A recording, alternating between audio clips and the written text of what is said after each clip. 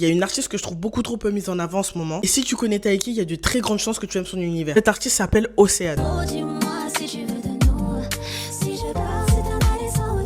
Moi, Océane, je l'ai découverte avec Mauvais Joueur et depuis, j'ai accroché de ouf avec son univers. Je pense que certains d'entre vous l'ont peut-être déjà entendu sans forcément connaître toute sa discographie. Elle a collaboré avec Dadju sur Tout ou Rien. Je veux tout de nous, rien de tu peux perdre la vue, devenir sourd. Elle a aussi pu collaborer avec Taïk sur Comme un samedi. Il est intéressant de pas la réduire justement à ses collaborations parce qu'elle a réussi à construire son univers au fil des années. Elle a sorti plusieurs EP, il y a Mwanzo, Wingu, si ça se prononce comme ça, en 2022 je crois. Pour moi, Océane, elle fait vraiment partie des artistes qui représentent la nouvelle génération du R&B français. En vrai, ce qui me plaît chez elle, c'est pas simplement sa voix ou le fait qu'elle fasse du R&B, c'est vraiment ce qu'elle raconte avec. Elle parle beaucoup de relations, d'amour, de confiance, de doute, de vulnérabilité. Et je trouve qu'elle arrive à garder quelque chose de très intime dans son interprétation. Du coup, ça donne une vraie cohérence à son univers en fait. Si vous analysez son parcours, on voit vraiment une vraie évolution. Sur son projet Nishati de 2024, Océane expliquait clairement que ses premiers projets étaient vraiment une recherche d'identité, tandis que pour elle, l'album représentait vraiment une forme de maturité. Tu sens qu'elle cherche pas à sortir là les morceaux, elle cherche vraiment à savoir quel artiste elle veut être. Récemment, je trouve qu'elle partage quelque chose de très intéressant. Elle a pris le parti de nous montrer davantage le processus derrière ses morceaux. Elle parle de ses idées, elle nous montre les essais, les différentes étapes pour arriver justement à la finalité du morceau.